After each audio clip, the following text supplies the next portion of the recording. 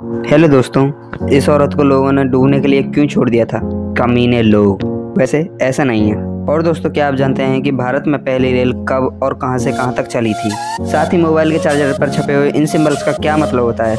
मिलेंगे इन सभी सवालों के जवाब। देखते रहिए हमारी वीडियो को अंत तक। So let's get started with the today's video title, Galaxy of facts. Fact number 10। जैसा कि मैंने आपको इंट्रो में बताया, इस औरत को लोगों ने डूबने के लिए छोड़ दिया था, लेकिन क्यों? आखिर ऐसा क्या हुआ था? उससे पहले जानते हैं कि ये औरत है कौन। दोस्तों, ये औरत है सुनंदना कुमारी रत्ना, क्वीन ऑफ सैन, जिसे आज हम थाईलैंड के नाम से जानते हैं। सॉरी, थी। दोस्तों, ये थी किंग चॉनलॉन्गकॉर्न की 3 पत्नियों में से सबसे पहली पत्नी, और ये थाईलैंड में गुलामी की प्रथा को खत्म करने वाली पहली महिला के रूप में जानी जाती हैं। बट इतना अच्छा करने के बाद भी लोगों ने इन्हें डूबने के लिए क्यों छोड़ दिया? चलिए जानते हैं। दोस्तों, 18 AC यानी सन 1800 के टाइम में किसी भी आम नागरिक को या नीचे दर्जे के व्यक्ति को रॉयल परिवार के किसी भी सदस्य को छूने का अधिकार नहीं था, और अगर कोई ऐसा करता था तो उसे सीधी मौत की सज़ा दी जाती थी। अजीब बट ट्रू।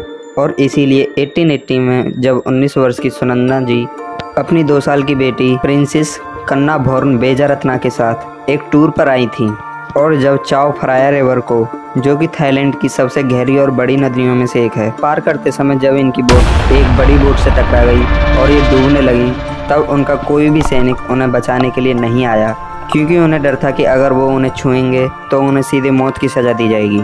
और इसी बेतुके कारण के कारण इनकी डेथ हो गई। वैसे सो सैड, बट ऐसे रूल कौन बनाता है वे? Fact number 9। चलिए, पुरानी बातें तो बहुत हो गई, अब थोड़ा मॉडर्न हो लेते हैं। दोस्तों, अगर आप कैलकुलेशंस नहीं करना चाहते, आलसी लोग हूँ, तो आपके लिए एक बहुत ही कमाल की वेबसाइट है, और ये स्टूडेंट्स के लिए तो बिल्कुल एक फरिश्ते की तरह है।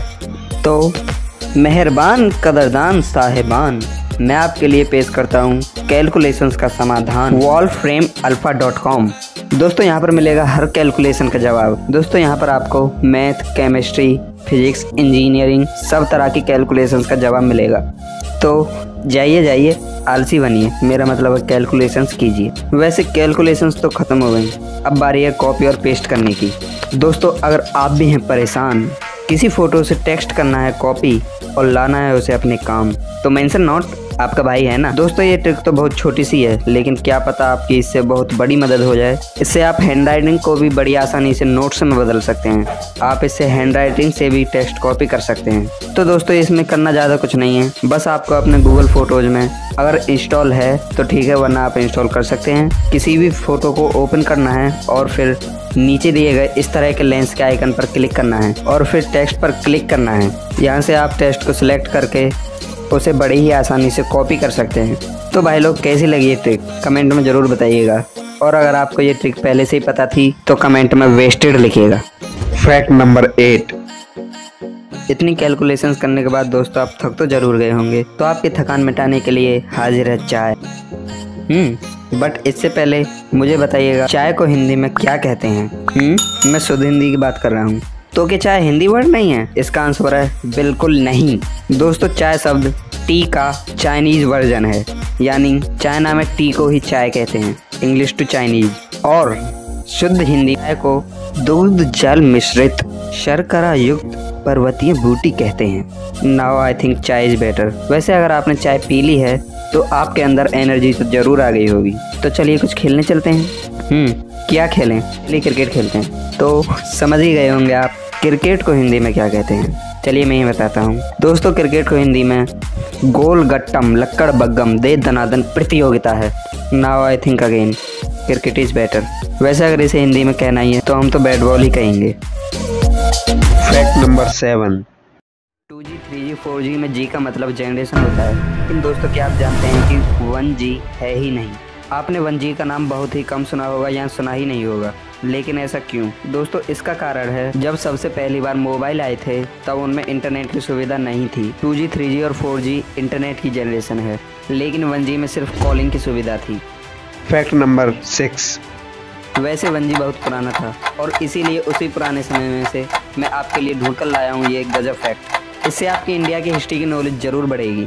दोस्तों, अब तो इंडिया में बुलेट ट्रेन का ज़माना भी आने वाला है, लेकिन क्या आपको पता है कि इंडिया में पहली ट्रेन कब और कहां से कहां तक चली थी? अगर नहीं तो चलिए जानते हैं। दोस्तों, बात है सन 1800 के ज़माने की।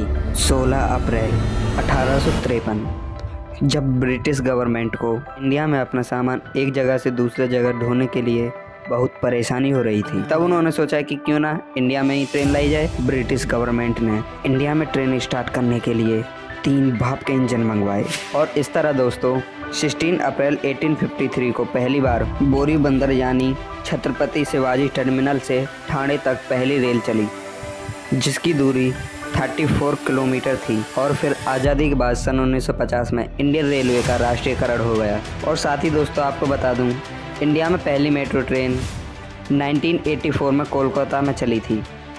Fact number 5।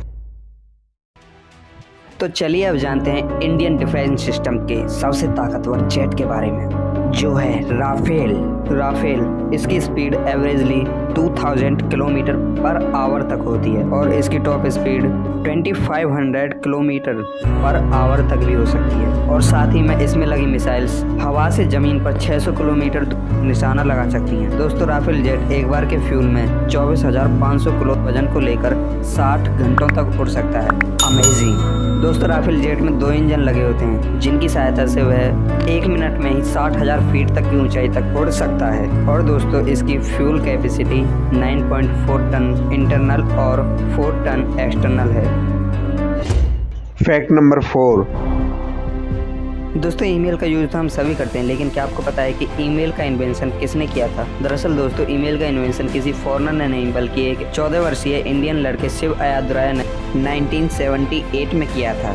लेकिन आपको इंटरनेट पर रे टिमलिंसन का नाम भी दिखाई दे सकता है। वैसे दोस्तों, इन दोनों में से कौन ईमेल का असली इन्वेंटर है, यह जानना तो थोड़ा मुश्किल है, लेकिन हम फिर भी जानने की कोशिश करेंगे। दोस्तों, जहां एक तरफ रे टिमलिंसन ने 1971 में टेक्स्ट को एक कंप्यूटर से दूसरे कंप्यूटर में भेजने का प्रोग्राम लिखा, वहीं दूसरी तरफ शिव अयाद राय ने इसमें inbox, outbox, draft, folder attachment, carbon copy, group forwarding, reply, delete और आर्चीव जैसी सुविधाएं दी, जिसके लिए उन्हें अमेरिका में टैलेंट सर्च ऑनर्स अवार्ड से भी नवाजा गया।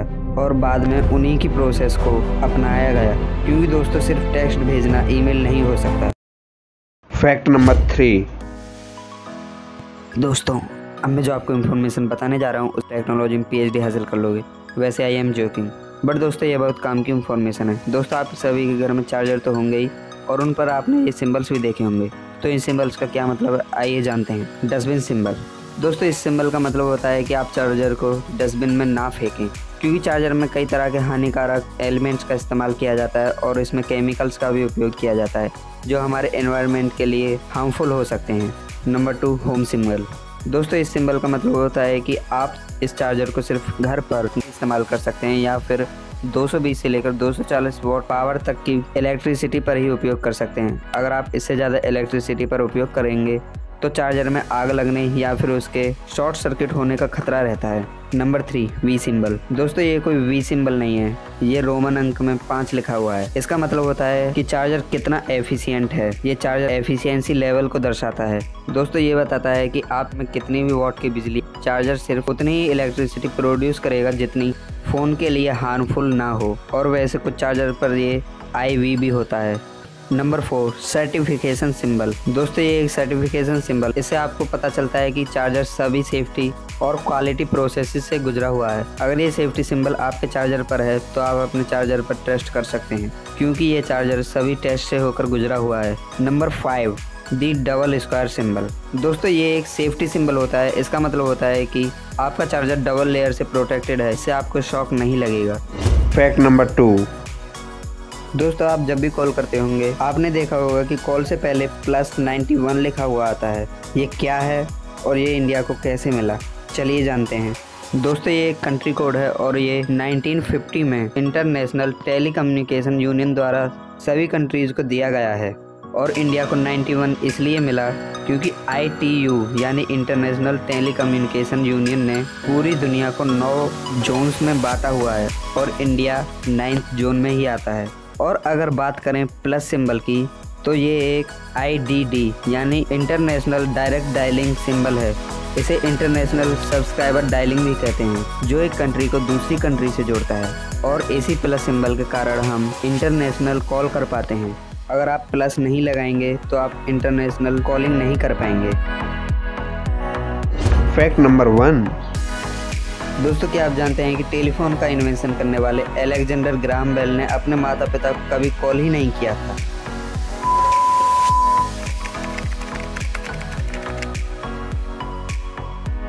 लेकिन ऐसा क्यों? दरअसल दोस्तों, उसका कारण था कि उनके माता पिता बहरे थे और इसीलिए उन्होंने कभी भी अपने माता पिता को कॉल नहीं किया। फर्स्ट टेलीफोन कॉल में किसने और क्या कहा था? दोस्तों, दुनिया की सबसे पहली कॉल अलेक्जेंडर ग्राहम बेल ने ही की थी। उन्होंने अपनी पहली कॉल अपने असिस्टेंट को की थी और उनसे कहा था, mister Watson come here, I want to see you. चलिए दोस्तों, खत्म होती है आज की फैक्ट की सीरीज। मिलते हैं अगली वीडियो में, बट उससे पहले हमारे चैनल को सब्सक्राइब करना बिल्कुल मत भूलिए।